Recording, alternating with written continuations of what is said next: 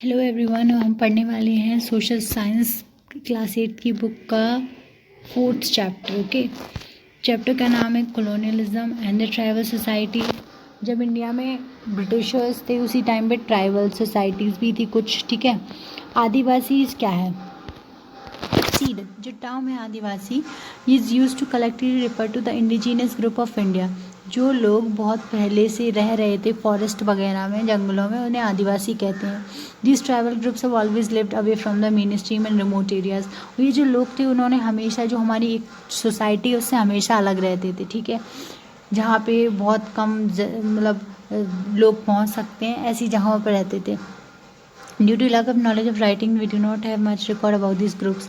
और ये लोग ज़्यादा पढ़े लिखे भी नहीं होते हैं। फॉरेस्ट से जो प्रोडक्ट्स आते हैं उन्हीं से अपना काम चलाते हैं, खाना, लाइवलीहुड वगैरह, इनकी हंटिंग वगैरह होती है। नाउ स्कॉलर लाइक एंथ्रोपोलॉजिस्ट हैं, study them staying close to these tribes.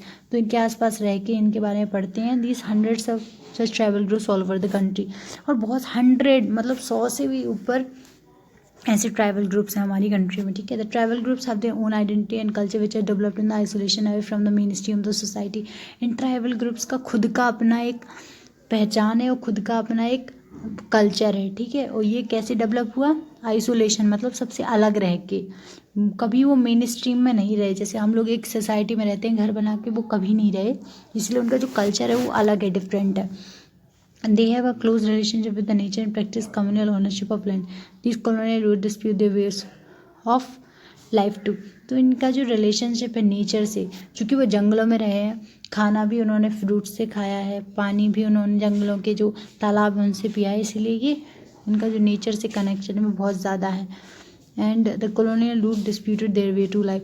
जो कॉलोनियल रूलर्स थे उन्हें लगा कि ये जो रह रहे हैं यहाँ पे बहुत सारे रिसोर्सेज हैं, इसीलिए उनके घर में भी घुस के उनको भगाने लगे। Tribal life during the British era. British के टाइम पे ये लोग कैसे रहते थे, क्या लाइफ थी इनकी? प्री कॉलोनियल टाइम दिस सबसे was depend on the use of forest and forest products. तो कॉलोनियल के टाइम से ये किस पे डिपेंड थे? फॉरेस्ट के प्रोडक्ट्स से। They also practice shifting cultivation along with the rearing of animals. Shifting cultivation का मतलब एक जगह कल्टिवेट किया और वहाँ पे जब उसकी फर्टिलिटी ख़त्म हो गई सॉइल की तो दूसरी जगह चले गए और एनिमल्स को रखते थे वो। दिस सोसाइटी बोल दे ओन पेस, अपने ही मतलब जैसे हमारी सोसाइटी का डेवलपमेंट होता है उस तरीके उतनी तेज़ी से इनका डेवलपमेंट नहीं हुआ, बल्कि इनकी जो कुछ 100 ग्रुप्स हैं उनका अलग ही डेवलपमेंट हो रहा था, क्योंकि वो सोसाइटी से अलग थे। Thus they at their form of political, social and economic system with the arrival of the British their way of life was disputed. उनका खुद का एक पॉलिटिकल, सोशल, इकोनॉमिक सिस्टम था, लेकिन जब ब्रिटिशर्स आए तो उनका जो लाइफ का वे था वो डिस्प्यूट हो, डिसरप्टेड, मतलब उनमें छेड़खानी होने लगी, leading to socio economic and religious issues. कि आपकी सोशल इकोनॉमिक कंडीशन कैसी है, क्या नॉर्म्स फॉलो होने चाहिए, कौन सा रिलीजन फॉलो करे, इसकी बताएं। Many of this group embraced Christianity during the period as a result of the activities of the Christian missionaries. कुछ ग्रुप्स ने क्या किया कि ये लोग ईसाइयों को मानने लगे, क्योंकि ईसाई जो थे मिशनरीज वो वहाँ पे फॉरेस्ट वगैरह से उनका भी लेन देन था। The earlier joint ownership of land came to an end with the introduction of land revenue collection system. पहले का जो भी कलेक्शन, लैंड रेवेन्यू कलेक्शन था, वो ख़त्म हो गया। Land owned by the adivasi begin to be increasing table by the new class of the land lord which emerge with the introduction of the permanent settlement. तो हमने पढ़ा था 1789 में समथिंग में परमानेंट सेटलमेंट आया। तो जो आदिवासी का क्या था, लैंड था, वो किसके उसमें चला गया? लैंड लॉर्ड्स ने ले लिया। Loss of customary rights over the forest deprive them of the resource needed for the survival. अब उनको कोई भी राइट नहीं था फॉरेस्ट पे, इसीलिए वो फ्रूट्स पे रहते थे, तो उनको डिप्राइव हो गए उन सब चीज़ों से जो उन्हें फॉरेस्ट से मिलती थी। Thus they were forced to borrow money from the zamindars and the money high rates of interest in order to pay rent in cash. और उन्होंने क्या किया, जो मनी लैंडर्स थे, जो मनी देते थे, क्योंकि उस पर लोन देते थे उनसे, और ज़मींदार से मनी लेना चालू कर दिया बहुत ही हाई रेट पे। इनएबिलिटी टू पे द डेब्ट first resulted in many of the becoming bonded labours. अब क्या हुआ, वो इतने ज़्यादा हाई इंटरेस्ट पे, ब्याज पे वो पे नहीं कर पाते थे मनी, इसलिए वो क्या बन गए? बॉन्डेड लेबर्स, उन्हीं के दासों की तरह काम करना पड़ा। Contact with outside brought their diseases which proved fatal to many of these groups.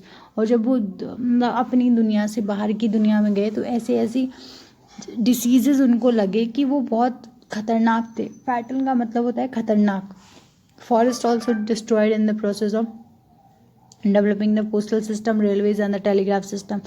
अब यार ये फॉरेस्ट में रहते थे तो इनको वहाँ से निकाल लिया गया और वहाँ पे पोस्टल बना. जैसे अभी जहाँ पे पोस्टल ऑफिस होता है जहाँ से चिट्ठियाँ बढ़ती हैं, रेलवे बनने लगी, टेलीग्राफ सिस्टम बनने लगा, तो फॉरेस्ट भी हटा दिया गया, डिस्ट्रॉय कर दिया गया. दस पुट द एग्जिस्टिंग थ्रेट. ये जो डेवलपमेंट हो रहा था उनका जो डेवलपमेंट था वो नहीं हुआ. The tribal reaction to the colonial rule can be study under the phases. देखो ये जो ट्राइबल ने क्या किया, कॉलोनियल ने इतना सब कुछ सताया इन्हें, इनकी इतने लाइफ स्टाइल को बिगाड़ के रख दिया, तो कैसे उन्होंने रिएक्ट किया. पहला फेज है, फेज में पढ़ते हैं. Correspond to the time before the revolt of 1859, during which the rebellion were led by the tribe chiefs whose rights has been taken away. तो पहला क्या है, 1857 का रिवोल्ट है जो पहला रिवोल्ट था और ट्राइबल चीफ्स ने किया था क्योंकि उनके जो फॉरेस्ट के राइट्स थे वो ले लिया गया था. सेकेंड फेज है from 1860 to 1920, tribal reaction to the new political, religious and agriculture issues that have they faced. तो उनका तो कोई अपना ही रिलीजियस सब कुछ था, क्रिश्चियन बन गए थे, तो उनका ये जो रिएक्शन था इसमें जो जो इश्यूज उन्होंने फेस किए थे उनकी तरफ उन्होंने बहुत सारे रिवोल्ट किए. And the third phase of the tribal involvement in the national movement from 1921 to 1947. और उसके बाद जो ट्राइब्स थे उन्होंने क्या किया थर्ड वाले में कि उन्होंने नेशनल मूवमेंट में पार्टिसिपेट करना स्टार्ट कर दिया. जैसे गांधी जी हैं उनके साथ उन्होंने लड़ना शुरू किया. हम पढ़ेंगे ट्राइबल रिवोल्ट्स के बारे में. Will now read about some of the significant tribal uprising that occurred in colonial India. हम पढ़ेंगे कि कौन कौन सी आखिर ऐसे ट्राइबल रिवोल्ट थे जो इंडिया में हुए. ठीक है, पहला संथाल रिवेलियन जो कि 1857 में हुआ था. Santhal are the tribal group which inhabit the Santhal Pargana in the Jharkhand. Jharkhand में एक है, झारखंड के थे ये लोग. They rebelled in 1855 as a result of several factors. Their discontentment started with the introduction of the permanent settlement. तो संथाल जो थे वो झारखंड में रहते थे. जब परमानेंट सेटलमेंट वो हुआ बनाया गया उसके बाद उनका उन्हें गुस्सा आने लगी क्योंकि उनका लैंड ले लिया गया. With this, non-tribal zamindars became the owners of their land and they were reduced to the state of tenants who had to pay taxes to these zamindars. अब क्या हुआ, जो उनका ज़मीन थी संथाल्स की, उनका लैंड किसको दे दिया गया जिनके पास कभी लैंड ही नहीं था, और उन्हें क्या कर दिया गया, एक तरीके से किराएदार के तौर पे रहना पड़ा, जिन्हें बहुत टैक्स पे करने पड़ते थे और ज़मींदार को. और वो इतनी कमी हो गई उनके पास मनी की कि जो मनी लेंडर्स थे उन्होंने बहुत हाई रेट में उन्हें मनी देना शुरू कर दिया. Okay, the construction of a railway line in the Santhal Pargana was also seen as the intrusion into the traditional life style. अब यार किसी का लाइफ स्टाइल में घुस के उनका जीवन जो है वो चल रहा है उसमें आप अपना कुछ इंटरफेरेंस करोगे तो उनका लाइफ स्टाइल तो ख़राब होगी. इसीलिए क्या हुआ, रेलवेज बनने लगी फॉरेस्ट के बेस से, जिससे उनका लाइवलीहुड खत्म हो गया. This movement for liberation also उन्होंने संताल हुल भी कहा जाता है, was carried under the leadership of 4 brothers Sindhu, Kanhu, Chand and Bhairav. The movement also spread to other tribal region Bihar. तो इसको संताल हुल भी कहा जाता है. 4 भाइयों ने इसका नेतृत्व किया था और ये बिहार में भी फैल गया और उड़ीसा में. ऑन 30 जून 1855 अबहिनादिनी village declared independence and took as vote to fight the Britishers. तो ये जो एक विलेज था इन्होंने क्या किया कि अपने आप को इंडिपेंडेंस बता दिया और कहा कि हम अब ब्रिटिशर्स के खिलाफ लड़ेंगे. And the zamindars and money landers who were seen agents of the colonial government. और उनके खिलाफ भी जो मनी लैंडर्स हैं ज़्यादा हमें एक्सप्लॉइट कर रहे हैं, हमें क्या कर रहे हैं, शोषण कर रहे हैं जो हमारा. सिंधु एंड कन्हू were also leaders of the movement. तो ये जो 4 भाई थे उनमें से 2 भाई लीडर बना दिए गए मूवमेंट की. On 7 July 1855 the police try to arrest the leaders which led to the violent clash between the tribal and the British. जो ब्रिटिश पुलिस ने क्या किया कि इन जो लीडर्स थे उन्हें अरेस्ट करने की कोशिश की, जिसकी वजह से क्या हुआ कि लड़ाई बढ़ गई ब्रिटिश में और ट्राइबल लोगों में. This turn into a full blow war in the region. और बहुत बड़ा लड़ाई हो गई. During the course of time tribal capture large tracts of land from the Rajmahal hill in the वागलगर ऑफ वीरभूम. तो ये जो ट्राइबल्स थे उन्होंने राजमहल हिल अपने कब्जे में ला ली इसी दौरान। In order to suppress the revolt the government declared martial law in the region. Sindhu and the काटू were captured and thousands of his in order to suppress the capture and the thousands of members were killed। अब क्या हुआ, सिंधु और काटू थे वो capture कर लिए गए, सिंधु और कन्हू जो थे वो कैप्चर कर लिए। मार्शल लॉ बनाया गया, मार्शल लॉ पढ़ेंगे। लॉ जो था वो था I think see and shoot का ऑर्डर था। The government was also forced to look into the causes of the revolt. Government से बोला गया कि क्या क्या किस लिए ये रिवोल्ट हो रहा है। The Santal Pargana tenancy act came into being. Santal Pargana tenancy एक एक्ट था जो पास किया गया which was aimed at protecting the tribals. जो ट्राइबल लोग थे उनकी जमीन जायदादों और उनके जो घर थे उनको प्रोटेक्ट करने के लिए बनाया गया। The police was also remove from these areas and the village headman were responsible for the maintaining law and order. तो पुलिस जो थी इन एरिया से हटा दी गई जहाँ पे संथाल रहते थे, वहाँ पे एक विलेज का हेडमैन बनाया गया, वही लॉ और ऑर्डर को देखता था उस विलेज के। ओके, द मुंडा रेबेलियन क्या था जी? Munda rebellion was fuelled the growing exploitation and that the tribe faced and the जमींदार।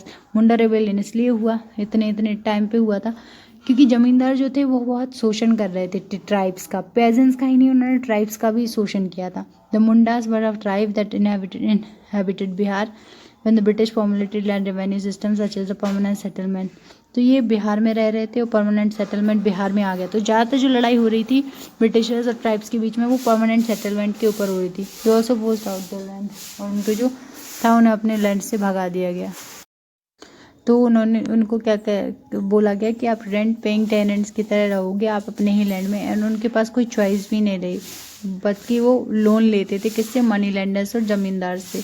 When they were unable to pay the loan, they were forced to become bonded laborers। अगर वो loan नहीं दे पाते थे तो उनकी ज़मीन चली जाती थी, अब वो लेबर बन जाते थे ताकि उन्हीं के काम करेंगे। Birsa Munda was the leader of the Munda rebellion. Birsa Munda के बारे में सबने सुना होगा, इनकी तस्वीर है, ये रिबेलियन के लीडर थे और सुनोन एज द उलूगान और द ग्रेट रिवोल्ट, इसको ये भी बोला जाता है दो नाम से। The movement was aimed at ending British rule and establishing Munda rule. तो ब्रिटिश रूल को खत्म करना है, मुंडा रूल चालू करना है। It was very strong in the Chota Nagpur region of Bihar. Birsa Munda declare that the independence from the colonial and also अद the people to disobey rules and not pay revenue to the government.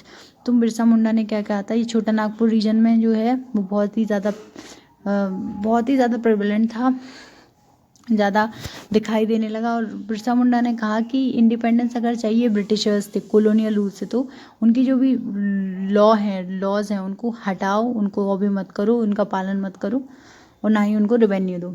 Adivasi Sant तिरुमंगनी Alvar compose versus इन तमिल, और इसी को promote करने के लिए versus भी compose की गई, पोएम्स वगैरह।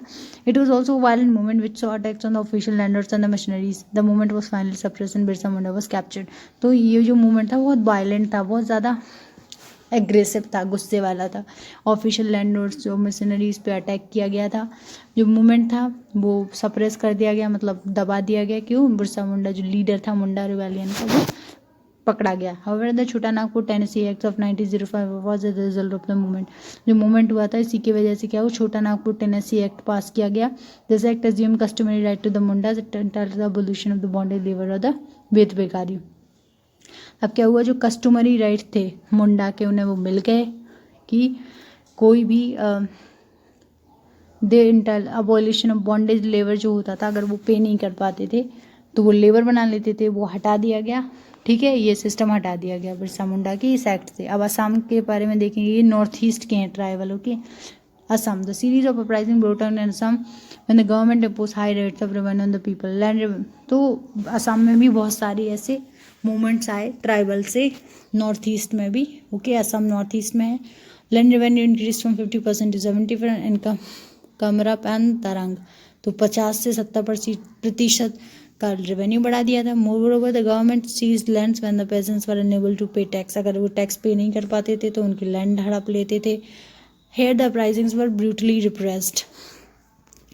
और जो वो थी अपराइजिंग्स, मतलब बहुत ज़्यादा एग्रेसिव हो रहे थे ये लोग। ओके, मेघालय पढ़ेंगे जो कि नॉर्थ ईस्ट का एक पार्ट है। After the British receive the diwani rights of the Bengal in 1764, British को जब दीवानी राइट्स मिल गए, ठीक है, they wanted to build a road link the Brahmaputra and the Surma valley. तो उन्हें एक रोड बनाना था जो कि ब्रह्मपुत्र और सुरमा वैली को कनेक्ट करेगा. This is even not welcome as would mean displacement of a large number of people belonging to the Khasi tribe से जितने भी लोग हैं. अगर वो बन गया इतना रोड तो बहुत सारे जो लोग हैं वो डिस्प्लेस हो जाएंगे, एक दूसरे से दूसरी जगह चले जाएंगे और बहुत ज़्यादा, जैसे इंडिया पाकिस्तान वॉर में हुआ था उसी तरह से हो जाएगा जब पार्टीशन हुआ था.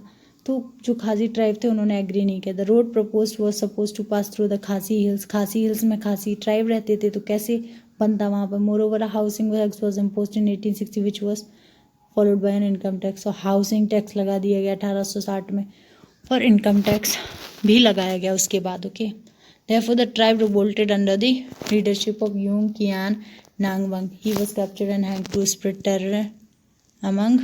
उसको कैप्चर करा गया और उसको फांसी दे दी गई. किस लिए? उसने टेरर जो था वो फैलाया था ट्राइब्समैन, अपने जो करीबी ट्राइबमैन थे उनके बीच में. Another rebellion broke out in region in 1873 which was British tried to establish their rule in the Garo Hills. जब गारो हिल्स में उन्होंने अपना रूल जमाने की कोशिश की तो वहाँ पे भी एक तरीके की लड़ाई हुई. This was led by the Patogan Sangma. This too was suppressed ruthlessly. उसको भी सप्रेस कर दिया गया कि जितने भी ट्राइब्स थे उनके रिवोल्ट्स को सबको सप्रेस कर दिया गया. हम पढ़ेंगे मणिपुर के बारे में. मणिपुर में भी जो ट्राइब थे. The British declare war on the Manipur after Surchandra the oldest son of the deceased king of Manipur sought British support in his struggle against the stepbrother Tikendrajit. तो ब्रिटिश ने क्या किया, मणिपुर में एक तरीके का वॉर डिक्लेयर कर दिया कि हम लड़ेंगे. ठीक है, जब आफ्टर जो सुरचंद्रा था वो ओल्डेस्ट सन था किसका, मणिपुर का. उन्होंने ब्रिटिशर्स से बोला हमें सपोर्ट करो क्योंकि उसका जो सौतेला भाई है तिकेंद्रजित उसके खिलाफ लड़ना है. The Tikendrajit led the Manipuris in a fierce battle against the colonial power but they had face defeat. तो जो मणिपुरी के जितने भी ट्राइब्स थे उनको एकजुट करके तिकेंद्रजित लड़ने लगा ब्रिटिशर्स से, लेकिन वो हार गया. He was then tried and executed along with his general. उसका जो जनरल था उसके साथ ही उसको भी एग्जीक्यूट कर दिया गया, सिस्टम से हटा दिया गया. There commemorative memorial Bir Tikendra memorial stand at the heart of the Imphal over the spot where they were hang to death. उनकी जो मेमोरियल है एक तरीके की, जब कोई मर जाता है उनके नाम पे लिखा जाता है कितना ज़्यादा ब्रेव था, कब से कब तक जिया. तो ये जो है इम्फाल में है जो कि राजधानी है मेघालय की, मणिपुर की राजधानी है उसी में है. एंड जहाँ पे उनको फांसी दी गई थी और लटकाया गया था. ये हो गया ट्राइब का रेवोल्यूशन और रिबेलियन, किस तरीके से ब्रिटिशर्स उन सब के खिलाफ लड़े थे और किस तरीके से ब्रिटिशर्स ने प्रॉब्लम फेस की इंडिया में रूल करने तक. Thank you everyone. ये 4th चैप्टर यहीं ख़त्म होता है.